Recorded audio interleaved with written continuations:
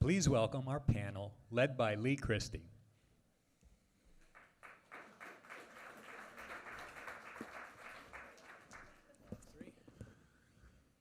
Hello, everyone.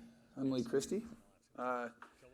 Today's panel we're going to be talking about applying the UN Sustainable Development Goals to design practices. And yeah, the clicky thing. So, first of all, how many of you are familiar with the Sustainable Development Goals? Raise your hand if you've heard of these before. Oh, not that many. How many people have never heard of them before? Oh, that's shocking. Wow. Okay, that's amazing. I was not expecting that. There are 17 of these goals. I'm not going to belabor you the detail on every single one of them right now because we want to get to the panel. But needless to say, these are well-established goals that have been signed up for by every country in the world. And they are very good goals in general. They're things like taking care of the oceans and life above land, gender equality, eradicating poverty, eradicating hunger, quality education. It's a very sort of holistic way of looking at our Earth and our cultures and as humanity in general, and saying how can we make things better and how can we stop things that are getting worse. And so we're going to talk today a little bit about designing around these goals.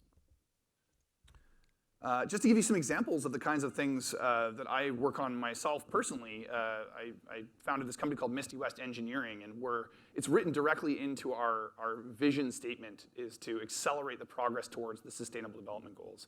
And the kinds of things that we build are things like this pre-eclampsia device for LGT, a polar bear tracker for the World Wildlife Federation, the Copenhagen wheel, which is like an electric bike wheel that was developed at MIT, and ZOA, which is an indoor air quality tracking monitor. So these are the types of, if you want to talk more about these, come find me afterwards. I'd love to talk.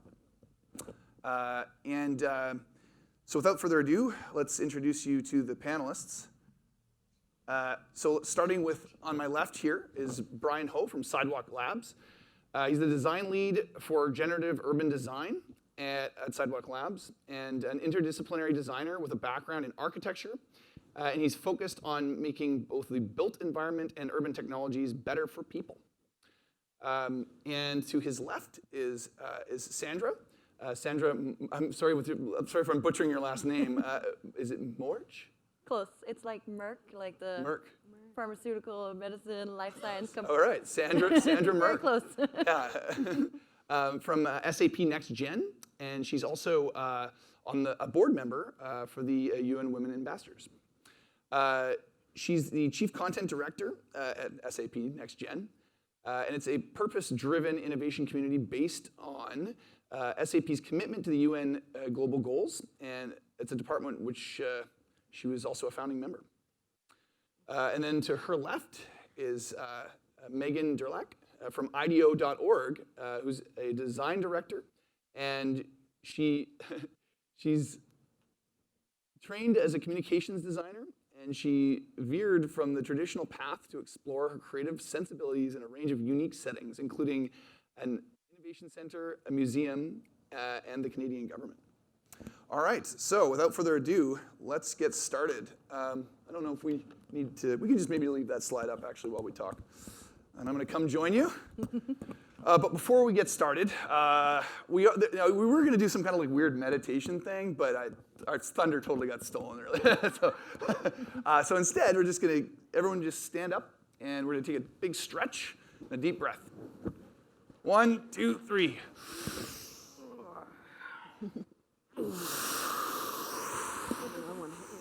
All right, everyone sit back down. Hopefully no one's getting sleepy from the post-lunch.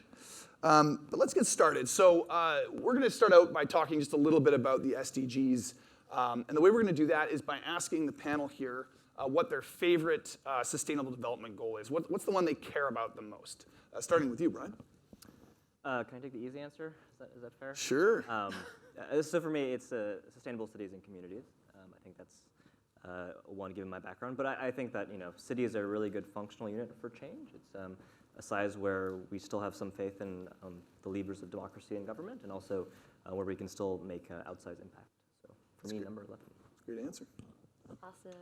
Hi, everyone. I'm so excited to be here today, especially when I saw how few people rose their hands when they were asked about how many people know the UN SDGs, because that means that we have a great opportunity here to share that content with you, which is so business critical for our planet and for our humanity. So it's really interesting when you ask about a favorite goal, because they're also interconnected. Each goal touch another goal, and they all end up touching each other, so it's like a domino effect. But my personal favorite and one that I'm super invested in is global goal number 5, which represents gender equality. And it's something that I've been working on my entire life, and that I've also gotten to pursue during my career, and also now sitting in the board of UN Women in Silicon Valley. And doing my work there as well. So it's been a great journey, and I love seeing all the advancements that we're making in the world around that goal. It's kind of one of the sexy goals, so it's easy right now to get it out there and really promote it because everyone's for it. But I look forward to also talking about some of the goals that are not getting as much attention as they should get. Hey everyone, how's it going? By far reduce inequalities. I would say in all the work that I've been a part of at IDEO.org, people are just the most resilient no matter where you go, and incredibly creative, and what you often come up against are systems that are literally working against them. So I think reducing inequality is all about thinking about how to flip those systems and the way that we approach the work that we do. So hands down, 100% reduce inequalities. Those are some great answers. I mean, I think it's pretty safe to say that we live in a world today where people are feeling tremendous anxieties around all the things that are going wrong with our environment, with sustainability, with sort of, you could argue, fascism or whatever you want to call it. And this icky feeling like things are kind of getting worse all the time is very scary for people. I'm wondering, when it comes to designing, what can we do in our design practices? What can the audience members do in their design practices to help combat this sort of collective trauma, collective anxiety, especially around the SDGs? Oh, okay. Open question. No, I'll happily go first.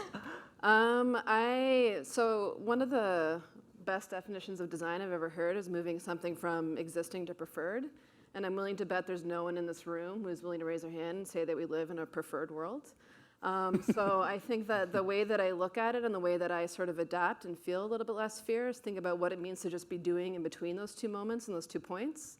And I know I'm going to make mistakes and things are going to happen. So how do you make sure that you just keep moving towards what preferred is and constantly put yourself in check with what it means to be moving that dial a little bit? So I think that if we start to reframe the rhetoric around this preferred world and advocate for that, but also start to think about what it means to be walking towards that and what that can look like for us. So the one thing we talk about a lot at work is scarcity and the opposite being abundance. And so the big question is, what does just enough look like in this moment, and how do we move towards that point? I love it. I love it. Someone mentioned a term the other day to me. They said inclusive abundance. I really liked that. It was the most poetic, short version of leave no one behind, but also let's try to imagine a world where things are better for everyone. Yeah. Okay, that's great. Yeah. How about yourselves? I want to build on that as well. So working at SAP, which is the world's largest enterprise software company, working across 25 different industries. We have 460,000 customers, and our role at SAP NextGen is to convince all of them to consider the UN SDGs, so the global goals, when they're creating new solutions at an enterprise scale level.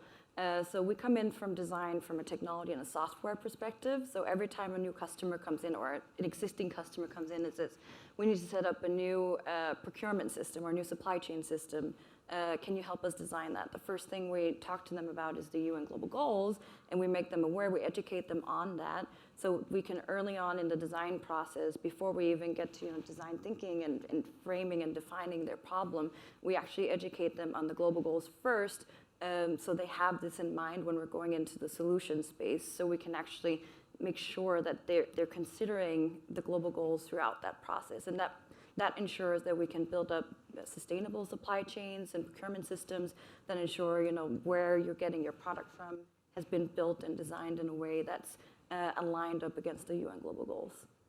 So that's the way that we do that. We're still a very small team. SAP Next Gen, we're operating 118 countries with around 100 people.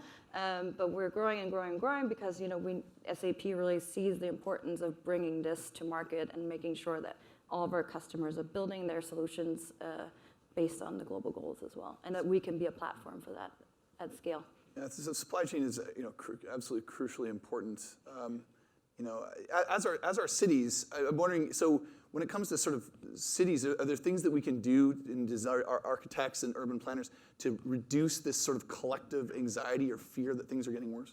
Yeah, I think I would echo my two co-panelists on this, that in the face of all things that might otherwise be paralyzing, it's useful to remember that there's just a world full of opportunity that is tons of problems that can be addressed if not solved. And certainly for cities, we see them every day at work at Sidewalk. I mean, cities are outsized contributors to carbon emissions. It's like crazy. It's something like both in terms of operating energy and as well as the embodied energy and the embodied cost of materials. So there's just so much work to be done.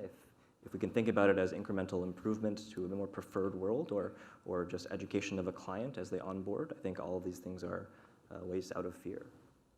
Excellent answer.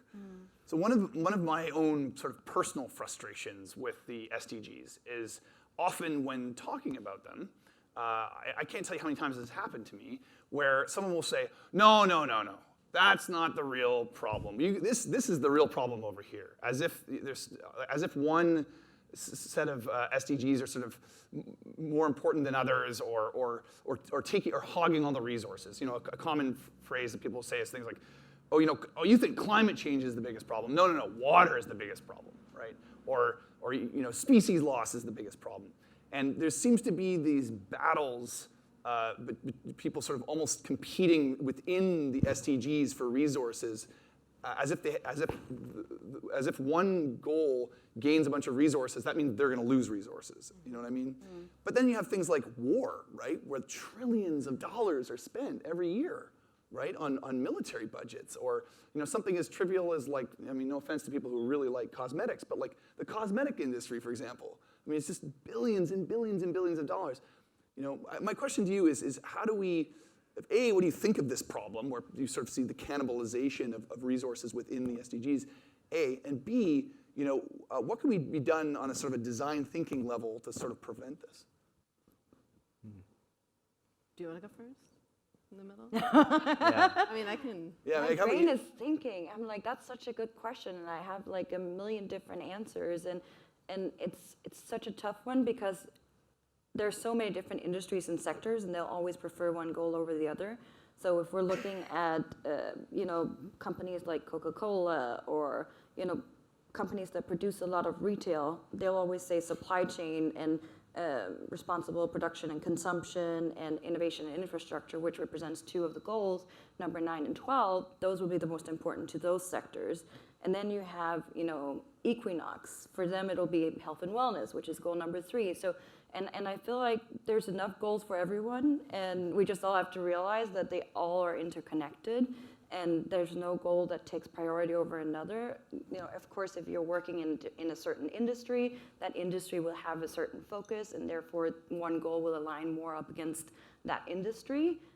Which is logical, but overall, like, we just all have to come together and create more, collaborative worlds where we have multiple industries coming together to create multi-leveled and layered solutions that will solve many problems at once as well. And that's something that we're working a lot on, building coalitions of very diverse representatives, and not just having retail at the table, but having retail together with environment, together with, all the different kind of aspects, and getting as many voices at the table as possible.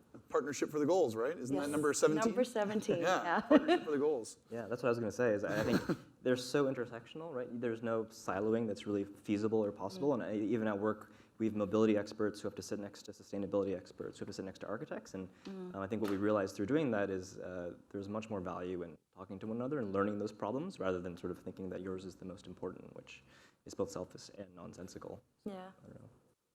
Yeah, I think from a design perspective, you can't really just pick one, otherwise you get yourself in a lot of trouble, and that's where a lot of failure happens.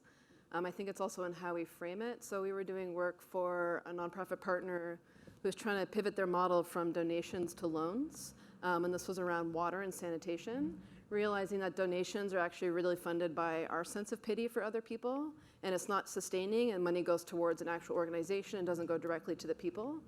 So they were trying to figure out how to actually move to a loan model where your money would be a loan to a woman in particular who tends to run the household in parts of Africa, so that she could build a water system in her home, slowly pay back that loan, and then have access to things like education and work, things that right now are prevented because she spends so much time going to get water.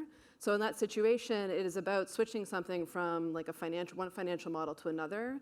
But when you play it down the different lines of systems, it's actually about women's empowerment. It's about access to safe water. It's about all these things. So if you just focus on this being about from don'ts to loans, then you're not really thinking about the bigger picture of the whole problem.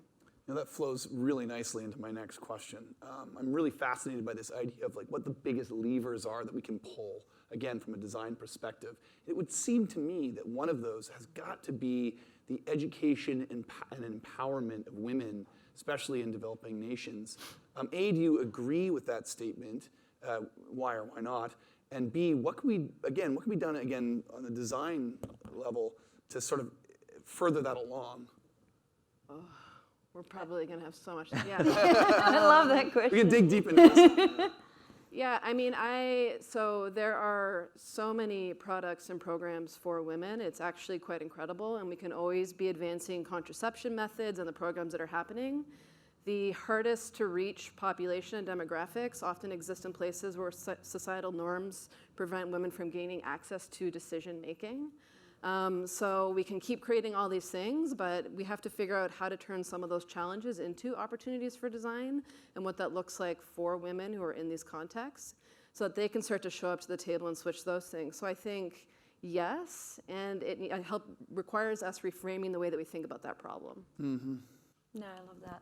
And I love looking at the evolution of design innovations that's come out through time and how that's impacted the advancement of gender equality, starting or dating all the way back to the bicycle that gave women access to mobility and being mobile, and then to sanitary pads, giving women, the access to be free and be able to go out of their house when they had their periods, to the internet most recently, which was a huge revolution for giving women access to trade, and just access to knowledge and education. And I can't wait to see what the next big thing is going to be, because we definitely need to hit those markets where women don't have access to the internet necessarily, and that becomes a much more cultural and organizational thing, which we need to go in and frame and figure out how we can solve and design for.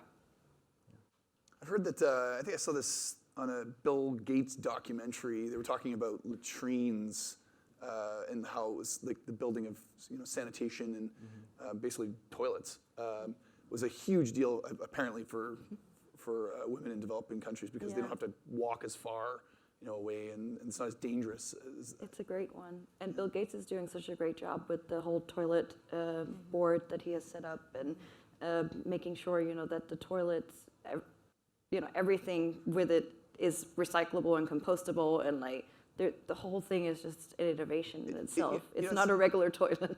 It's funny, right? Because it feels like just not that long ago, he was like the devil, It's like this monopoly guy, and he's just ruling the world, and everyone was scared of him. And now we're like, oh wow, he took that money and he put it into an SDG related goal. The most unsexy SDG. The most unsexy SDG, he made right? it sexy. Yeah, it really goes to show he's a real poster child for how billionaires can really make a big difference if they, potentially. Anyway. Fingers crossed. Yeah, right. We'll see. Yeah. Awesome. Can you guys give an example of a product or system that either you designed or you were involved with in the design of that directly addresses one or more of the SDGs? Do you go first, or should we? Go for it, Brian. Sure.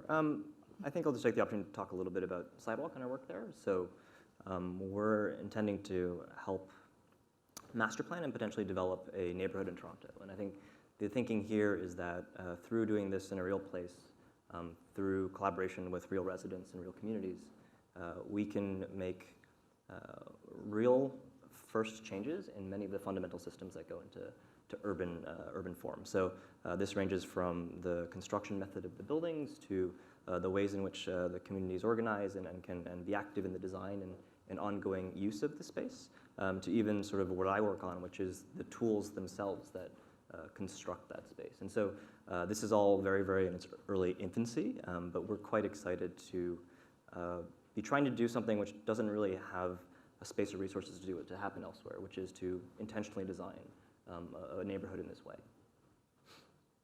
Nice, I love great that. And you guys were also part of designing components of Hudson Yards, right? With the whole smart city. Portions of the extended Sidewalk family have been involved, and I think it's a good question. And now in Canada. Right, in Toronto, exactly, Yeah. and we are, I think we have infrastructure efforts in other places, and I think the goal here is to find one place in Toronto that can be sort of a more thoroughly, holistically designed place, rather than So exciting. just individual bits. I can't wait to go. It's Yeah, gonna me be too. So awesome. Like hold a on. futuristic city.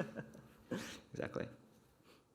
Very cool. Sorry, now I totally forgot the question because Oh, I it was so was, excited about you when you were responding. Yeah, just to repeat the question, I'd like to hear some examples of some systems or products or services that you've designed or helped or been involved in the design of, that directly address one or more of the SDGs. Yeah, so most recently I've been working on a project as part of a partnership that I manage on behalf of SAP with the Female Quotient, which is one of the world's largest gender equality organizations. And one thing that we embarked on together last year was to set up homes of equality at university campuses to really ensure that we build up confidence and talent very early on in young women and really instill that thought leadership into curriculum, kind of enforce it. If the school is not going to do it, then we're going to set it up on campuses.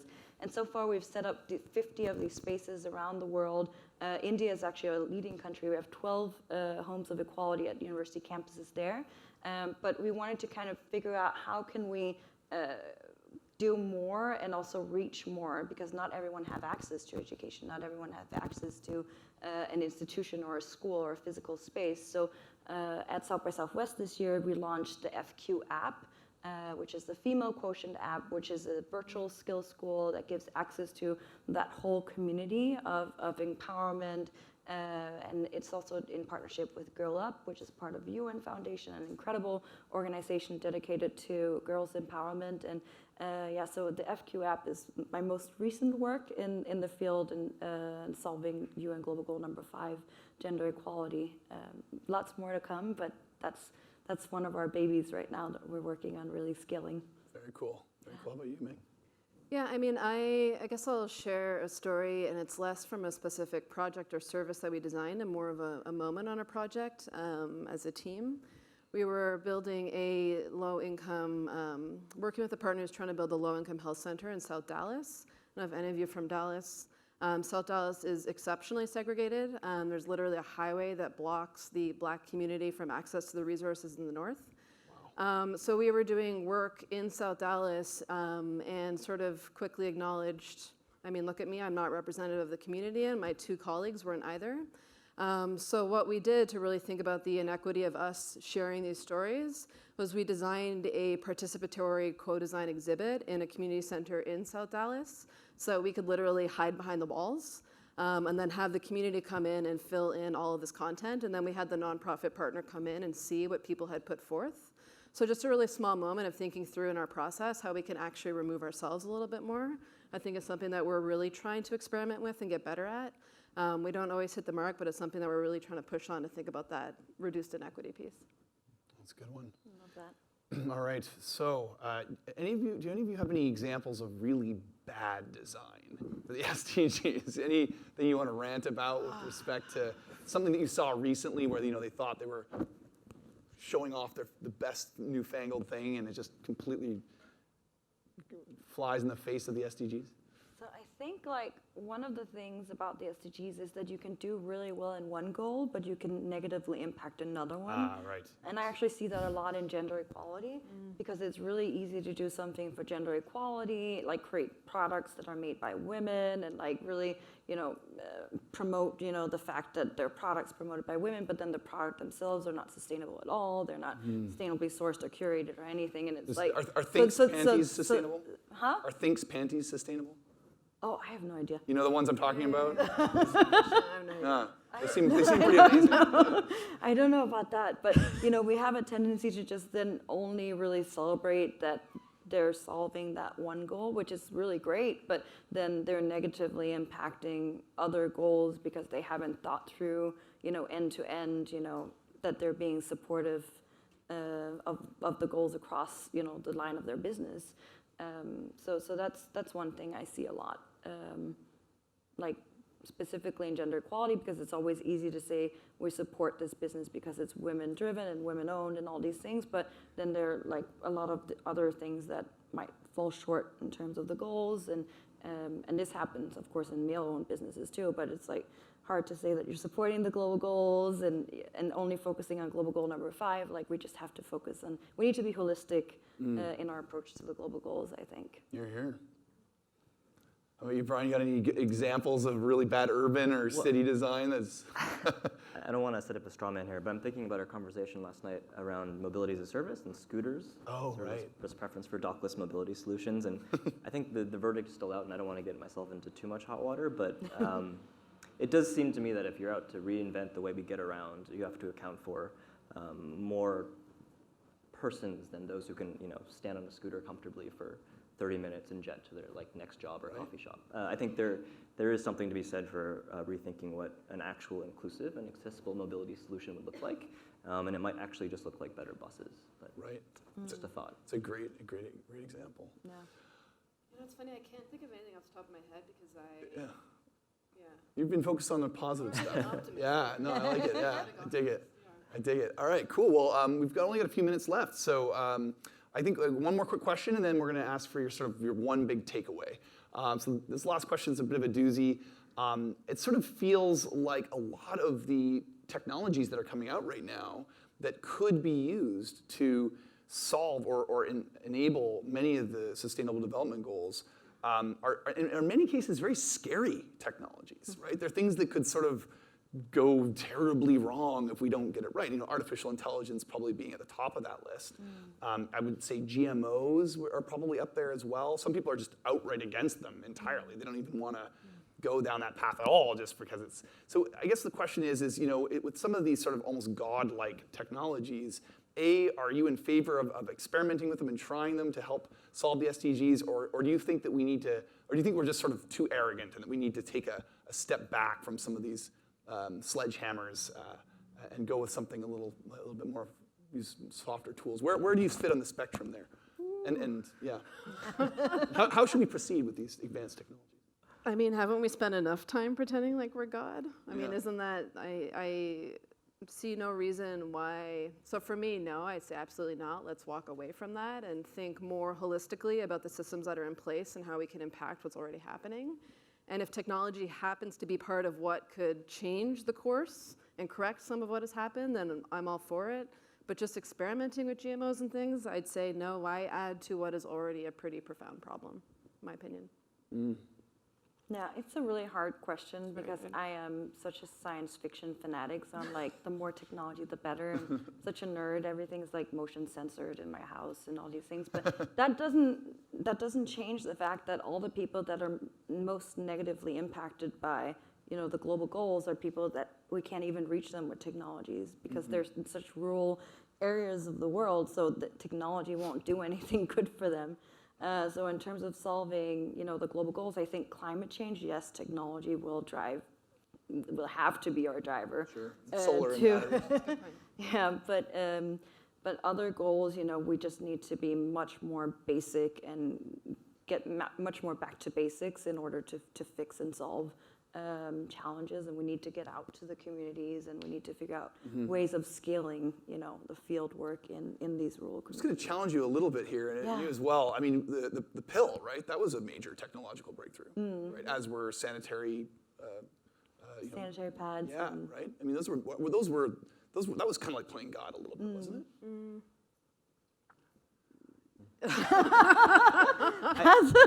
That's a tricky I one. thought about this a lot. Sorry, I'm not an expert. I don't know, because it's not a technology that can go in and make decisions for you. Like, it's not an AI, right? Like Right. a sanitary pad is a sanitary pad. It's a very basic product. It's not innovative like that. But yeah, an AI, I think, it just needs to be coded right, and it's hard for us to know what's right and wrong, because we all represent so many different perspectives and voices, and that's where it gets tricky working with artificial intelligence, for sure. Point. Yeah, fair point. Hey, Brian, any strong opinions on the matter? So I have of two minds. One, I come from a field where progress seems so incremental, and I get really excited by the seduction of AI and the leaps it has. But I think you're totally right. There's room for lots of caution and thinking more holistically and being more grounded. But I do think medicine is one exception. Maybe that's my only 2 cents here. Vaccines are definitely a way of playing God, but they also have had incredible impact across the developed and developing world. So I think it just depends on what you mean by technology and what the problem is. You're talking to. Yeah, I've heard we're really close to eradicating polio. Yeah, and malaria as well. Like, there are things that We're not that far away. If we didn't right? have the medicine, then we wouldn't be there, right? And the science. All right, well, we're out of time. So thank you, everyone, for your patience. If there's one takeaway in a sort of a sentence or two that you would like the audience to sort of take away from your perspective on designing for the Sustainable Development Goals, what would it be? Starting with you, Brian. I think this is just coming from where I am. To quote Soylent Green, cities are people too. So. Cities are people too. I like it. Love that. If you guys haven't looked into the global goals yet, start looking into them and figure out ways to incorporate them into your businesses, because if you have the global goals, it creates such a universal language, and it's a collaborative tool too. Like, I've never worked across so many sectors and organizations that I do now that we're all kind of speaking the same SDG language. And I feel like if we can all get on the same page globally, organizationally, we can really achieve a lot, because we can only do this together. We can only solve the global goals together. There's not going to be a single winner. So either we all win or we all lose. Somebody asked me if I do the job I do because I'm trying to do good.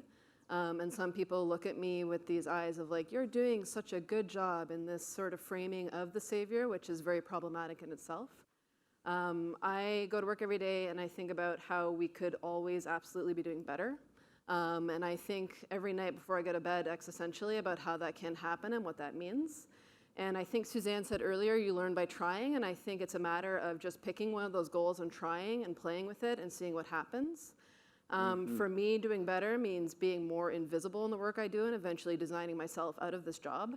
So I think figure out what those points and levers are for you in better in a sustainable development goal, and think about what it looks like in your work and how you can move it. We are all privileged sitting in this room, hearing one another talk. We could afford these tickets. We could be here. We have all the access, every single one of us. So I think it's a question of how you can do better yourself to switch some of those goals and to push on the dial. Well said. All right. Thank you so much, everyone. And thank you to the audience. And thank you to Core77 for putting this all together and making this happen. We really appreciate you. Thank you. Word.